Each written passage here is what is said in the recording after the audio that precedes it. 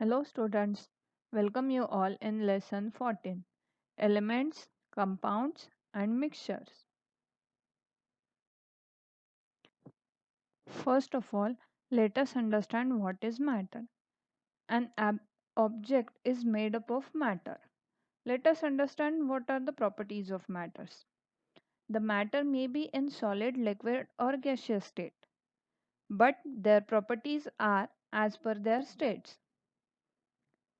Objects have mass and it can be measured with the help of device like common balance. Also, they occupy space. Mass and volume are two important properties of matter. Matter is made up of only one constituent which is called as substance.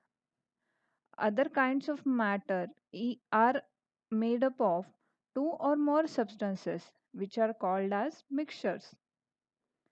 A substance whose molecules are made up of one or more atoms which are exactly alike is called an element. A smallest particle of an element is made up of only one type of atoms. Mass and volume of atoms are different, elements are different.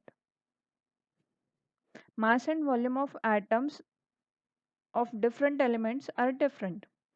Elements can occur in solid, liquid or gaseous state. Now let us learn more about the present method of using symbols for elements. The scientist Berzelius was the first to use the present method of using symbols for elements.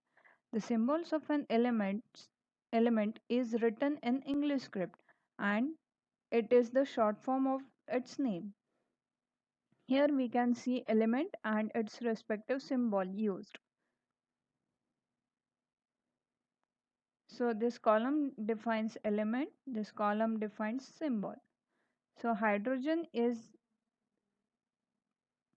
represented with the symbol H, helium as He, lithium as Li, beryllium Be, boron B, C for carbon, N for nitrogen, O for oxygen, F for fluorine. Neon is represented by Ne. Sodium with Na. Na has been this symbol Na has been derived from the Latin name of sodium, which is called as natrium in Latin. Magnesium Mg, aluminum Al, silicon Si, phosphorus P, sulfur S, chlorine Cl, Ar for argon, K for potassium. Similarly, similar to sodium, potassium also has its name derived from Latin name.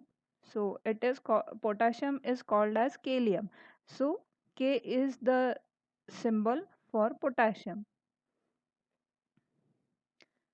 And last one is Ca for calcium.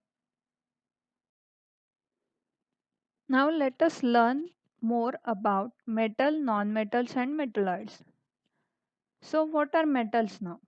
The elements which show properties such as malleability, ductility, conductivity of heat and electricity, density, luster, sonority are called as metals. Now what are nonmetals? The elements which lack of the above mentioned properties are called nonmetals.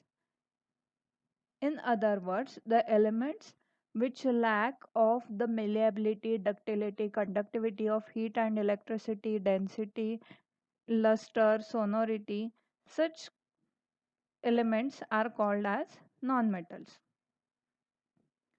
Now, what are metalloids?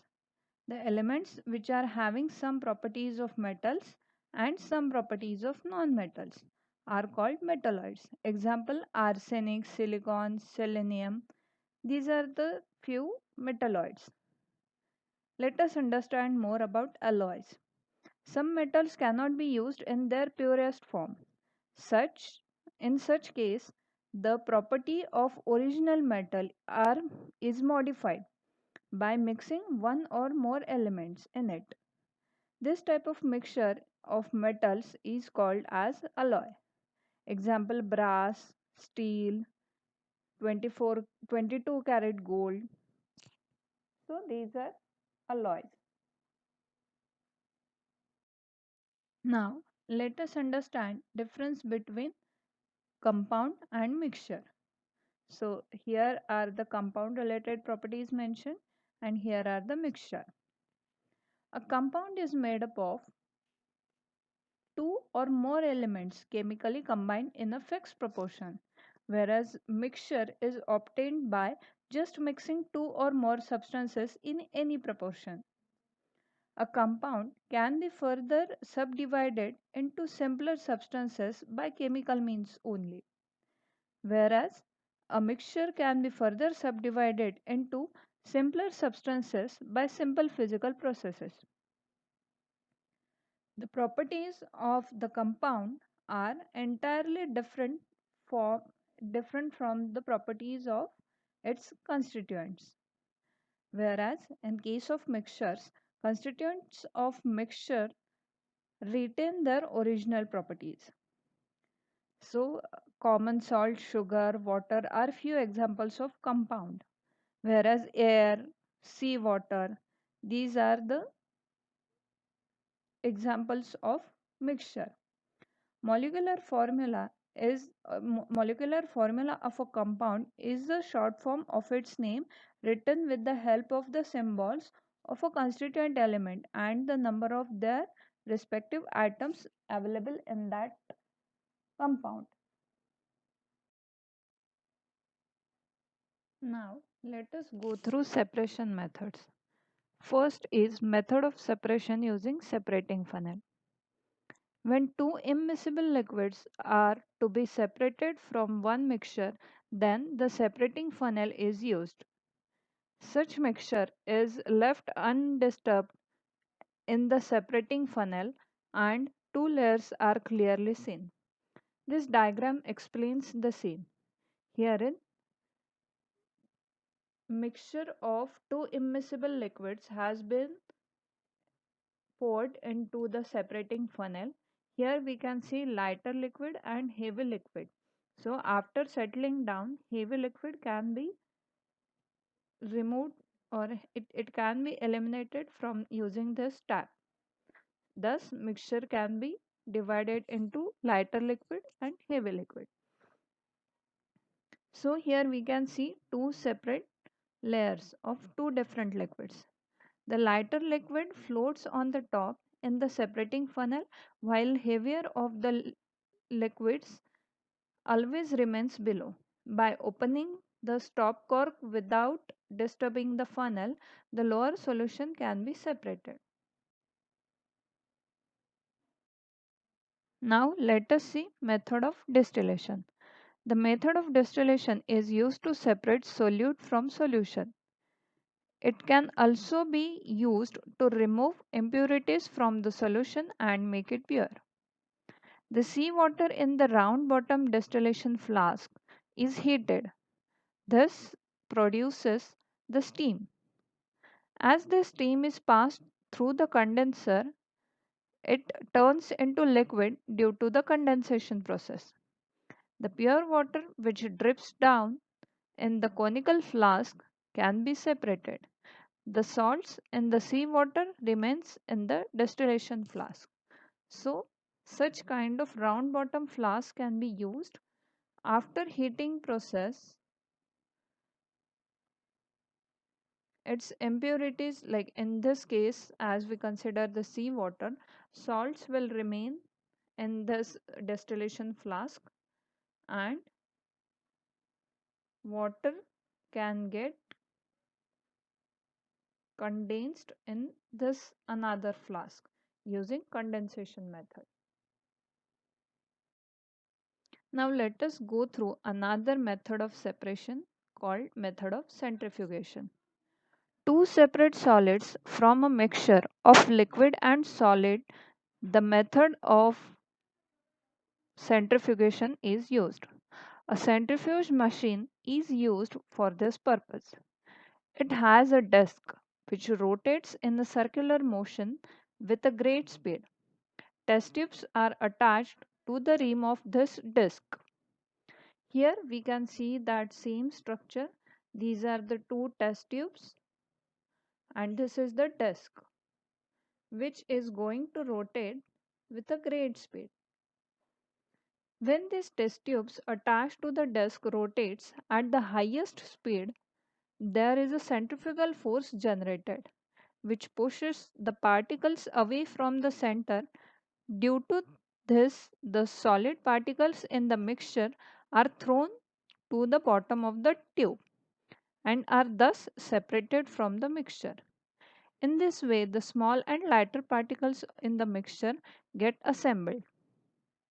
The other method of separation, such as filtering or settling down, do not become useful for separation of fine particles.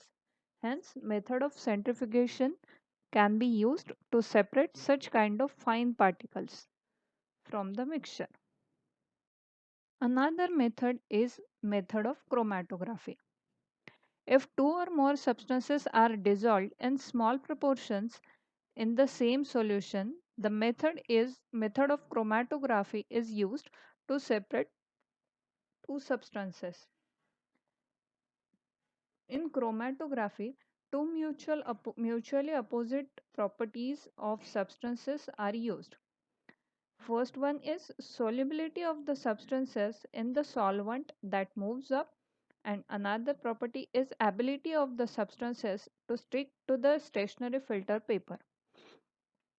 These properties are different for different substances. Therefore, all the components of the mixture do not rise for different heights.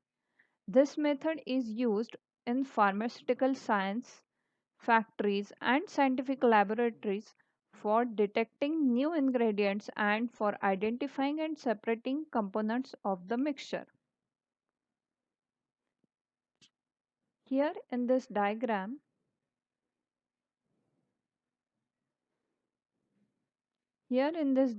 we can see different components are divided or risen up to different heights, and such we can get them separated. In this way we can get them separated. Thus this is the method of chromatography. Thank you.